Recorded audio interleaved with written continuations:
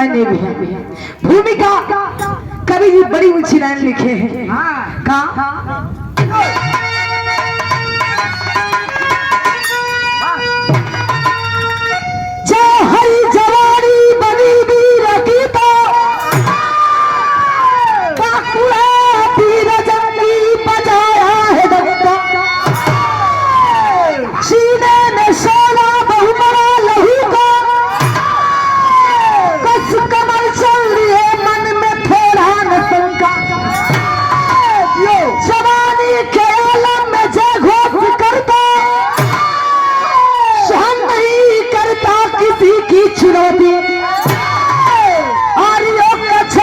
छुड़ा दूंगा रण में मगर साथ देना है माता भगवती।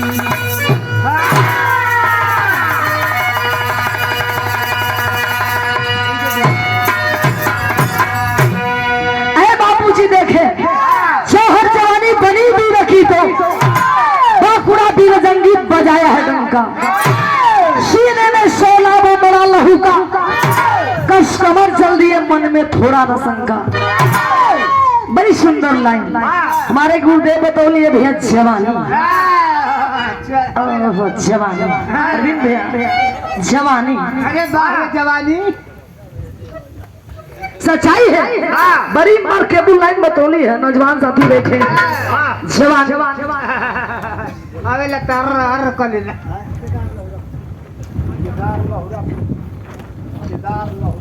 आप देखिए जवानी क्या बात है जवानी। आप हो कह आए रह जवानी। एक ना बांधला कोई सच्चाई है। बतौली गुरुदेव हम ना कहे भैया गुरुजी बतौली है कि दरिया के पानी बांध नहीं सकत हम लोग लेकिन जवानी का पानी कबो बंधाई नहीं के।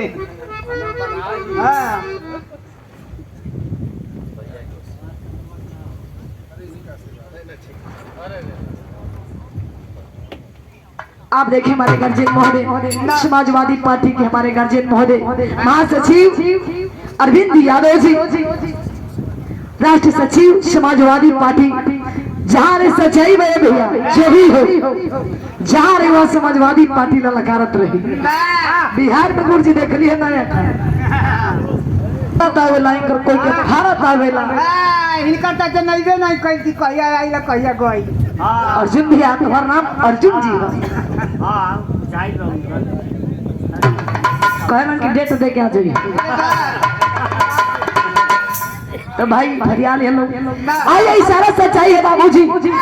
ए भैया कह जाला कि जवानी में समेट नौजवान भाई लोग तो आदमी बन जाइए अजय करे फुर्गुती खेल ले भीतर चल जाई जिंदगी में कुछ करना पड़ा। कितनी जानी भीतर चल गई ना आजकल है तो सब अरे जैसे लक्ष्मी जी दान करो थे तो भैया आप लोग का प्यार दुरार से कुछ हो कभी ना बा आप लोग हमके दे तो हम कोई के दान कर दे करे के चाहिए।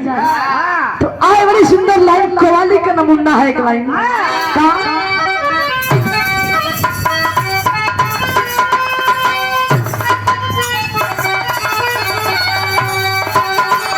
इशारा है का कोनो हीरोइन अपना हीरो से कहे मैं नाचे हुस्न मैं नाचे हुस्न गजब मैं नाचे हुस्न तुम मेरे तरह करो हीरो मैं नाचे हुस्न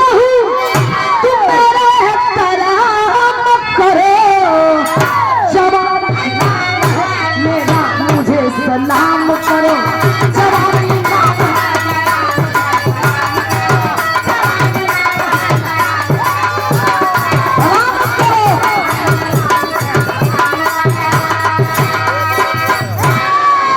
लेकिन लड़का भी कम ना जवाब दिलस का जवाब दे लड़का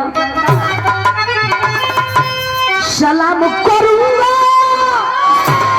जरूर लेकिन एक थोड़ा सा काम करना होगा। का कहले का भाई हीरो भी कौन नहीं सलाम करूंगा तू मेरा एक ही काम करे, सलाम करूंगा तू मेरा एक ही काम करे, अपनी जवानी हमारे नाम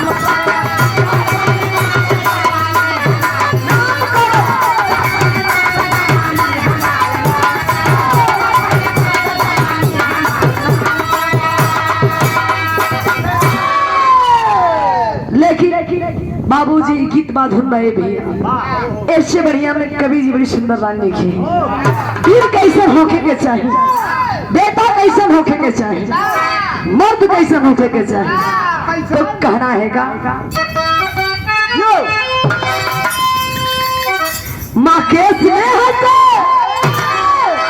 माँ के स्नेह से बेटा अच्छा काम करे,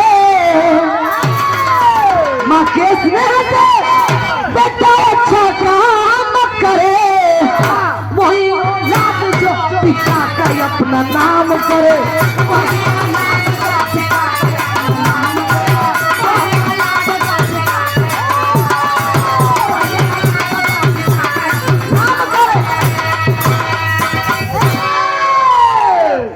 अहे बाबू देखिए कहानी कब के बाद कैसन भाई भैया हम बतौलिए पंचम मर्द दो प्रकार के होला। कैसन कैसन एगो परिधार मर्द होला, एगो सिरसी माडाटी के मर्द होला। जे परिधार मर्द होला बाबू अपना पानी खातिर आन मन शान खातिर भले ही गर्दन कट जाए बाबू लेकिन गर्दन झुकी नहीं। ए बाबू एक मासे में पैरवा आगे बढ़ा दिया जे भैया मरत वो कबो पीछे ना आज जो तनी सिंसी माडाटी के मर्द रहे दोनों कहीं जी रजऊ हो रजऊ घर वाले पहले मत जाना तो मार दे तो पक दे कपड़ा फाट गई।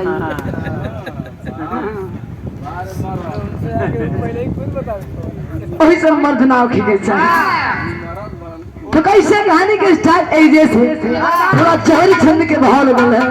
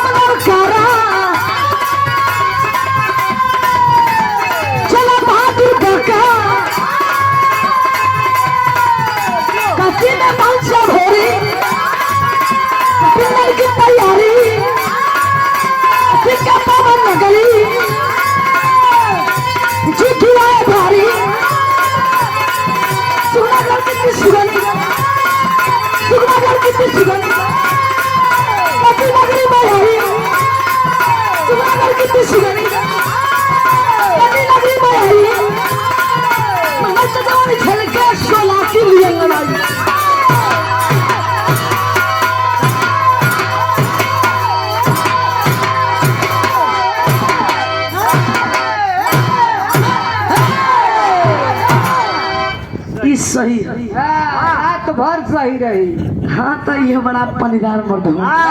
वो मुअल चाम बजावे वाला हूँ। ये देखना तो नेहूर के भागे वही में क्या है हम तुम का प्रचार कर दो ना जाने सोरे ये तार निक लगता। अरे बाबू देखे कहानी साफ साफ झलकता है पंजो जैसे कि आप लोग आईना में शेरा देखिला बाबूजी पर्दे का पिक्चर सिनेमा देखिला टीवी पर साफ साफ झलके लगेला बाबू और ऐसे ही कहानी हमारे साफ साफ झलकी है पंजो। कहानी का स्टार्ट है जैसे ये बात हुई उस समय के बाद जब दुर्गा माँ के शक्ति से मेरी के बेटा भोरिक बाबू हो गैलन स्वर्ग लोग का देखलन कि उनकर पिताजी का आत्मा नरक कुंड में डूबत उतरा था। जब वो वहां से लौट के एलन स्वर्ग से, जमनी माई से लगे कहे कि ए माई हम बाबूजी के नाम पर पिंडदान कर जाए काशी बनारस में। माई कहले बेटा का जब पिंडदान करे तुहार पिताजी जेने जेने गले हो काटा ही काटा बोले हो, यानी दुश्मन ही दुश्मन भर बारे बेटा आ जाइबा। अहे बाबू इतने बतिया जब सुने अब हरिक वीर कहे माई ए माई वीर के बेटा वीर होई, ए माई हम प्रण के लिए हम जाई, ए माई शेर के बेटा हो शेर होई कबो सियार ना होई हम जाई। खाली नाम अन बता जा बाबू जा बेटा। अहे पंचपुरा तैयारी कैलन और अभोरिक वीर काशी बनारस को चुनलन ने भी। जब वहां पहुंचलन तब पूजा पाठ के तैयारी होत बा, लेकिन ई बात तनी एजे छोड़ दे एक फिर इधर वही काशी बनारस में सुजापत राजा के बेटी सुगनी विश्वनाथ जी के दरबार में बाबू हो अर्जी लगोले कि हे प्रभु जिंदगी भर पूजा पाठ कैली कुछ मंगली नहीं, आज कुछ मांगे आए नहीं। सुगनी का मंगली तन गीत के भाव बदल गए है।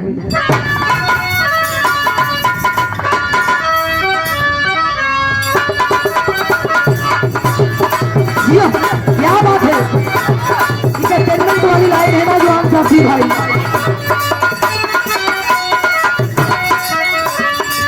इशारा है ना क्या कोनो बुढ़े ने भैया गर्मी का महीना में फरमाइश कर रहे हैं।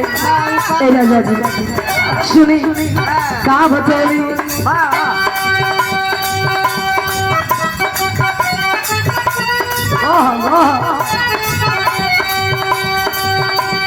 सुट्टी सलवार राजाऊ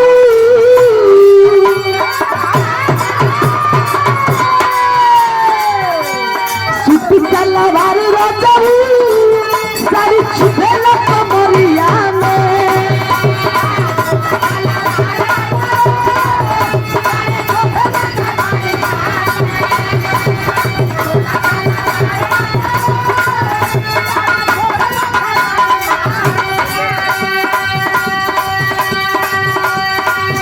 सलवार राजाऊ साड़ी छुपेल कमरिया में लगे कसी मजा रमिया लगे कसी मजा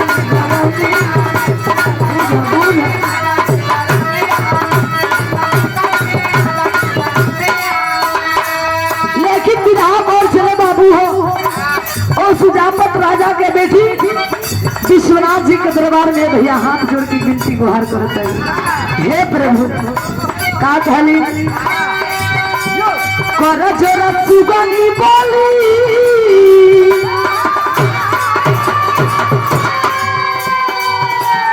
कर जोरा सुगनी बोली ये तना बताई देतना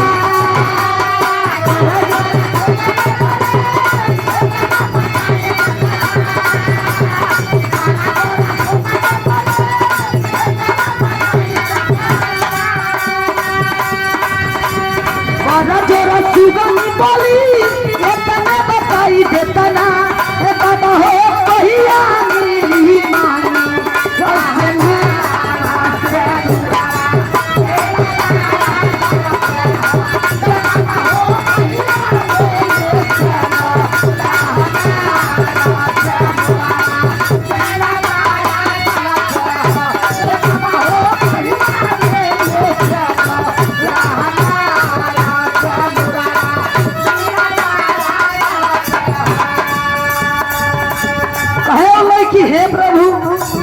आपके दरबार से कोई खाली हाथ नहीं गई, जिंदगी भर पूजा कैले हैं लेकिन आज कुछ मांगे चढ़ली जवानी हम लाया मनाई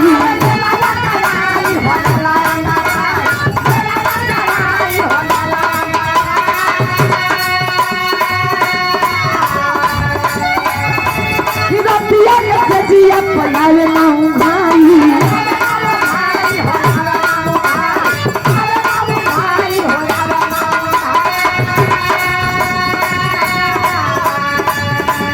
मनवा के नीति भोरी का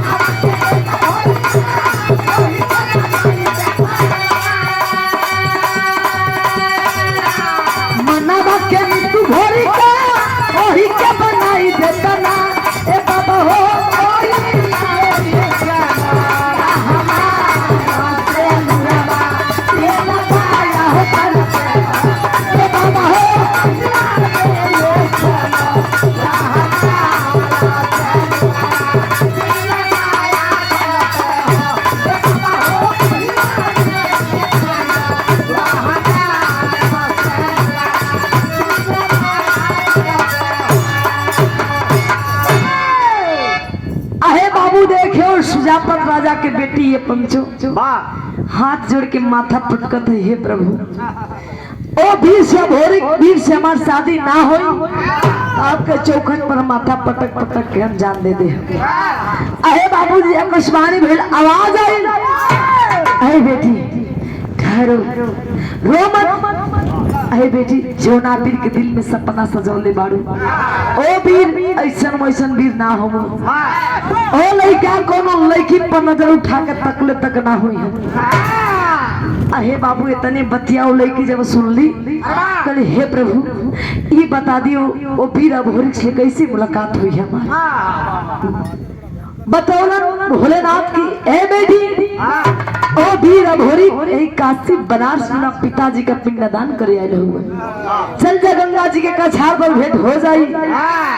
इतने बतिया जब सुगनी सुनली बाबू वहां पहुंचली, वहां जब पहुंचली ये पंचो का देखली कि अब हो रही पूजा पाठ पर बैठल हो। अहे बाबू वो लड़की जब देखली लड़का के तब देखते रह गई। सोचे लड़की सुगनी की ये भी लड़का अनजान हुआ, हम अनजान बानी। आखिर बात का शुरुआत कहाँ से हुई? पहला मुलाकात बा जानना पहचान। आखिर बात का शुरुआत कहाँ से हुई? और लड़की सोचे ओ एक आइडिया बा, तो जाकर के लड़की बोले हेलो अभी तू बड़ी नामी वीर हुआ ना, तुम्हारी बड़ी चर्चा है, हमरा संगे पासा खेलबा। चुकी हमके पता बा कि तू ना खेलबा, काहे तू हार जीबा। अहे बाबू लड़की के बात जब इतने वीर अभोरी सुनलन कि लड़की क्या बकती हो? सुनने के ए हीरो हमके पता बड़ी मर्दों संग लड़ले हुए, बड़ी मर्दों संग पासा खेलले हुए, हर एक चीज में तू जीतल हुआ, लेकिन आज कनो तुहर मेहरारू से तुहर पाला पड़ल है। आज था चल जाई केकरा में कितना पानी बा? पानी यही तो घर ले पकेटल बना। घर में तो सबे पकेटल बा। अहे बाबू इतने बतिया जब लड़की सुगनी बोली अब होरी वीर कहे लड़की क्या बकती हो? सुगनी कहे चलो पासा हो जाए, अगर पासा में जीत जीवा तो जवान तो के तू मर्दे हुए। चलो बड़ी धूमधाम चर्चा सुनने हैं, लेकिन हमारी शर्त बा दूगो शर्त है। पहला शर्त हमार ई है कि अगर पासा खेले में तू हार गया तो तोहरा के नौकर बना ले। नौकर बना के साड़ी खिंचवाई चप्पल ढोवाई। अगर बाई चांस तू जीत गई ना तो तू हमरा से बियाह कर ली है, मंजूर है? ए भैया वीर तभी ना भोरी के लड़की चल पहले पासा हो जाए, बता चली कि केकरा में कितना दम है। अहे बाबू लागल पासा होके तन गीत के भाव बदल लगा।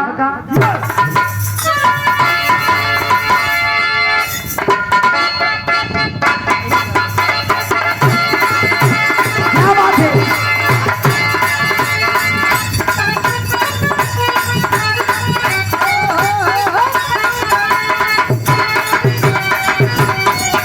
इशारा है देखे खोनो दुल्हन कहता रही राजा जी। एंटरटेनमेंट वाली लाइन है ना जवान साथी, कहे दुल्हनिया का पहली रात पायल तोड़ला, दूसरी रात पाली हो, तीसरी रात झुमका झुलनी तोड़ला हाली हाली हो।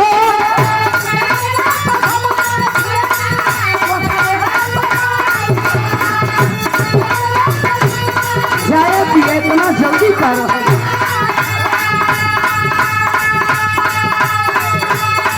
नहीं हर हम और राजा जी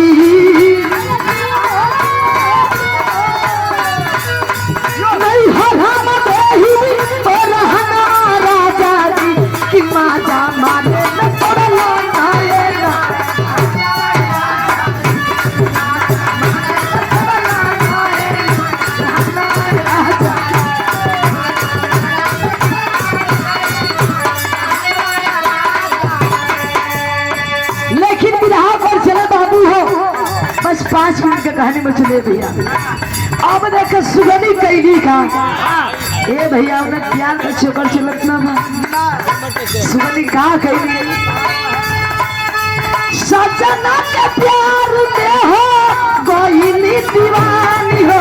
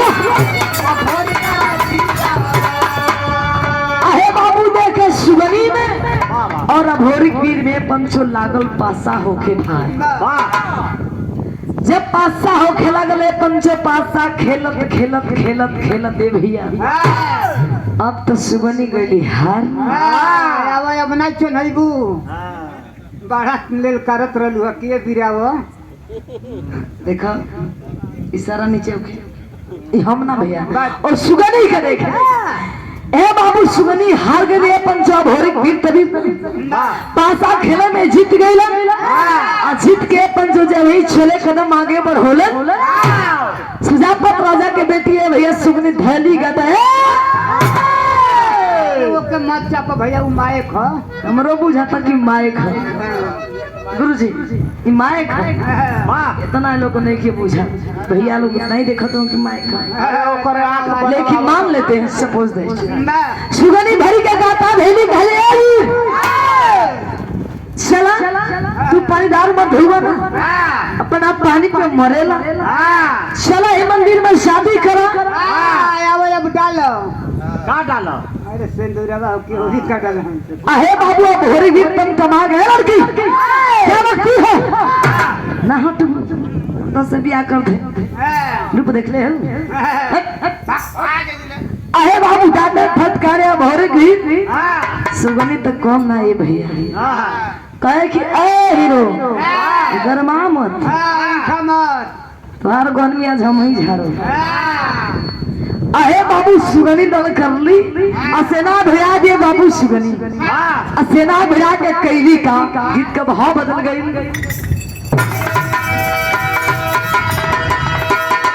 दहल गया सुगनी जी दहल गया सुगनी जी तब क्रोध में जादू चलाई है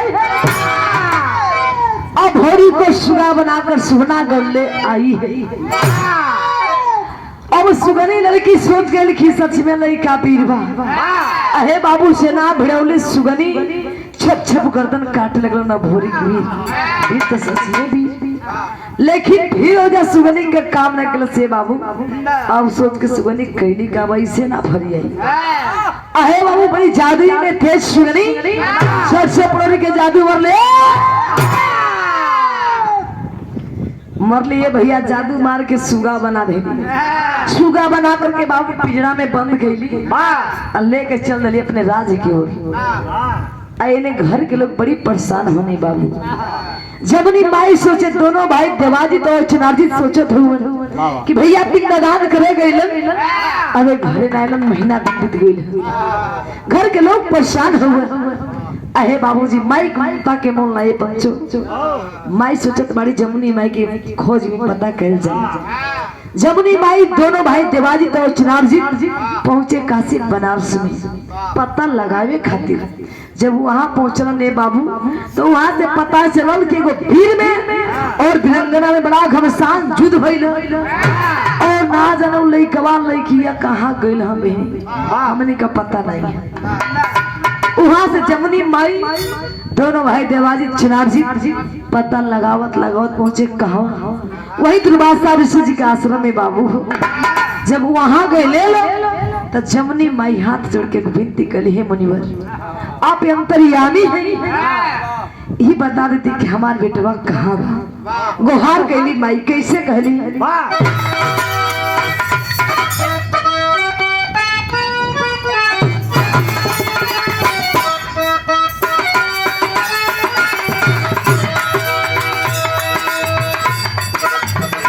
कर जोर कहीं बाबा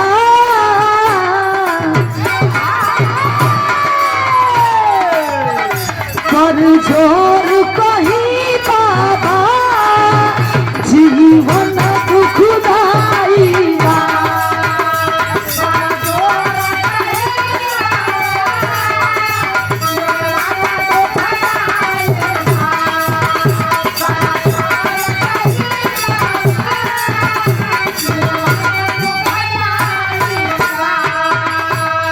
बाबू सुगनी कहली है तो माई पूछा भाई जमुनी माई हे मुनिवर बताएं गुरुदेव कि हमारे बेटवा भूरी कहाँ हो कहाँ हो तो सुगना गढ़ी के सुगनी को के सुगा बनोले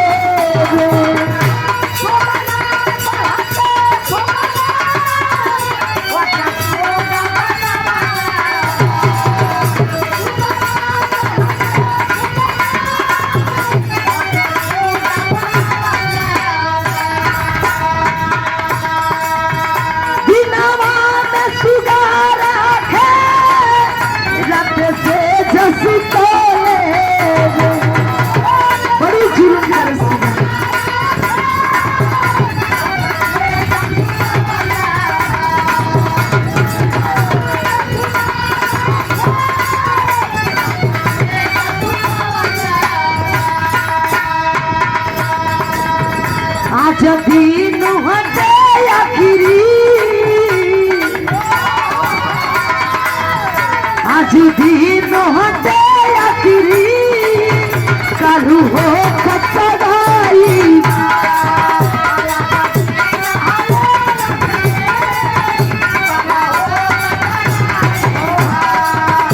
आज दिन हटे आखिरी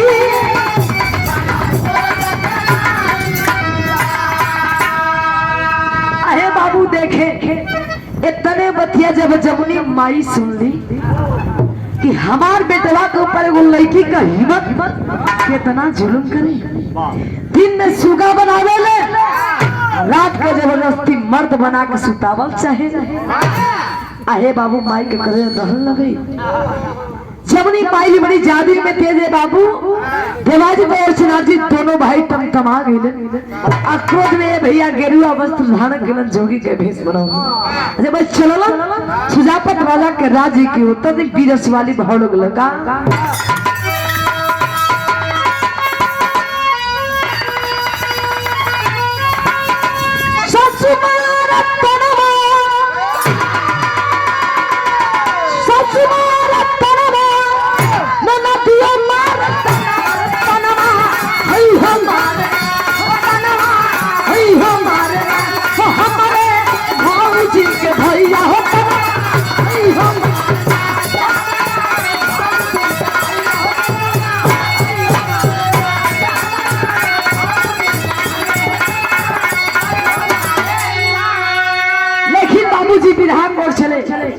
अहे बाबू देखे जमुनी माई दोनों भाई देवाजी और चिनार जी जब चले जोगी के भेष धारण करके बाबू जब चले तो होत कहा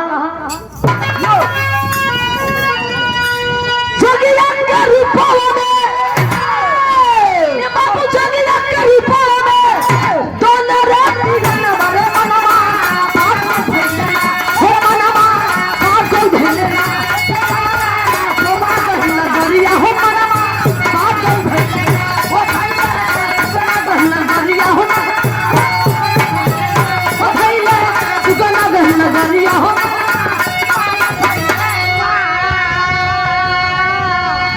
आप देखिए बिना का दफली पांचा चले बापू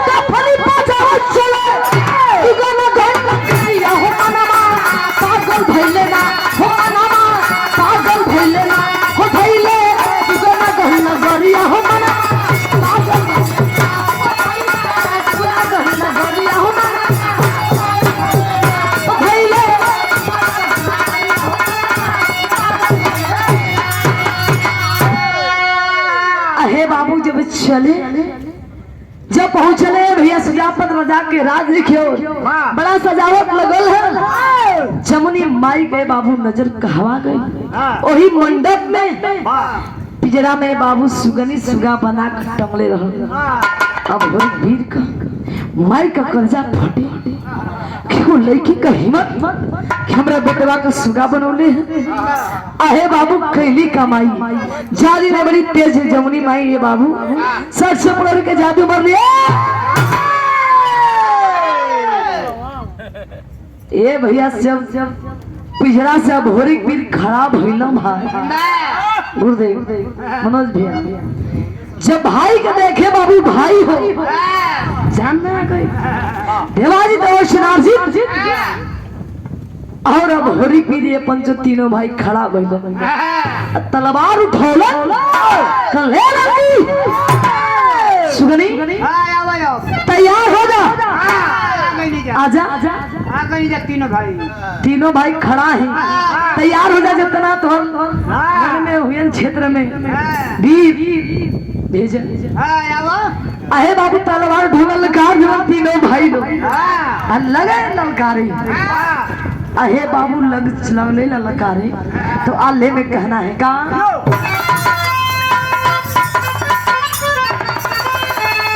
कहानी बचाएगा।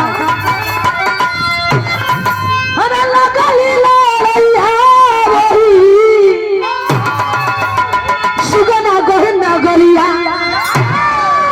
दोनों वर्ष बीरा वालों रे हो गरम।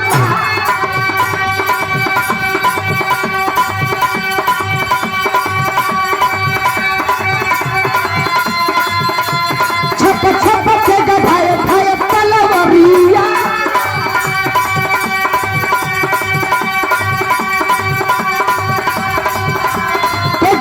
पेगावा हो चल टकरा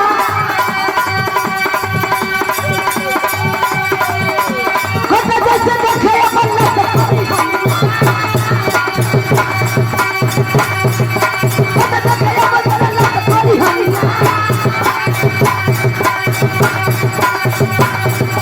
नफिया पलफिया हो गिरे महारा।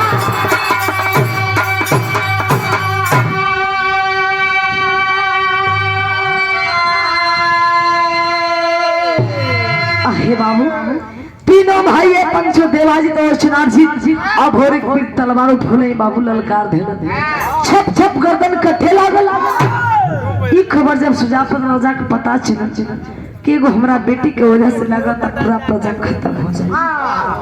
ई खबर जब सुगनी के पता चलल कि हमरा वजह से लगा त हमारा पूरा खानदान खत्म हो जाए। आहे बाबू सुगनी कैली का आखिरी दाम में पंचो जाकर के जमुनी माई के पांव पकड़ के रो के वो बात कहली ये माई माई तो माई होली, माई ममता के सागर होली, दया के निधान होली। ये माई ई बताओ माई ई तुम्हारे बेटी की मांग भराई कि सुना ही रही। आहे बाबू जमुनी माई के पांव पकड़ के कहते सुगनी का आखिरी भाव भी बिरहा में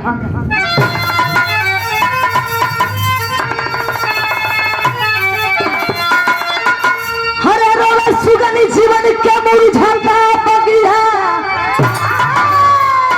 हे बाबू रोला सुगनी जीवन के मुरझाता बगिया। हे माई कोई या भागिन के भराई मम्मी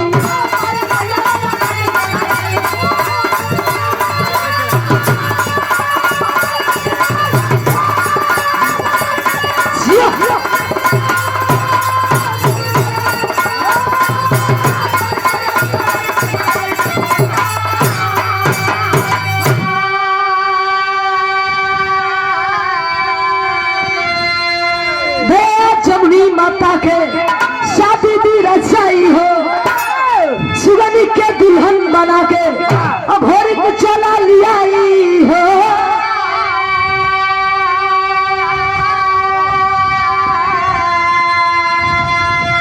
अरे कबो गौरा के बित्ता में नहीं लागल तो गिया। ये बाबू कबो गौरा के बित्ता में नहीं लागल तो गिया। ये माई कोई आई ये भागिन के भराई मम्मी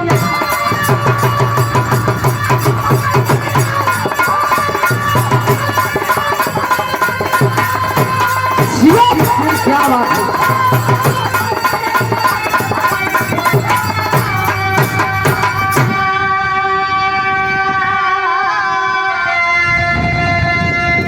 आहे बाबू देखिए ए पंचो सुगनी ए बाबू जा करके जमुनी माई के जब पाँव पकड़ के लगली रोवे, जमुनी माई का दया आ गई और अपना वीर अभोरिक बिडाल कहिए बेटा लड़की सुगर सागर है ये है, कहली बेटी चुप हो जा रो मत, अपना बेटवा भोरिक बेटा के समझौली, कहली ये लड़की से ज्यादा प्यार करे वाली अब तो के ना मेरी बेटा वही मंडप में बाबूजी फेरा भैल सुगनी का, अब भोरिक वीर से बाबू फेरा भैल और आगे आगे पंचो चल देला लोग दोनों भाई इन्हें पीछे से अब भोरिक वीर फिर सुगनी माई पूरा परिवार बाबू हो जब चले जा करके पिंडदान के नहीं काशी बनारस में गंगा जी के कछार थे पिंडदान करके बाबू अपने गौरा देश को लौट गए खुशी खुशी।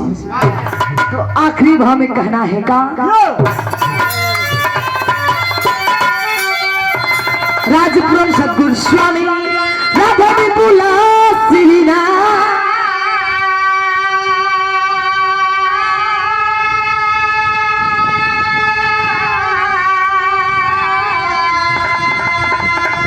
कथन करा कवि दर्द गुरु जी परशुराम है साथ है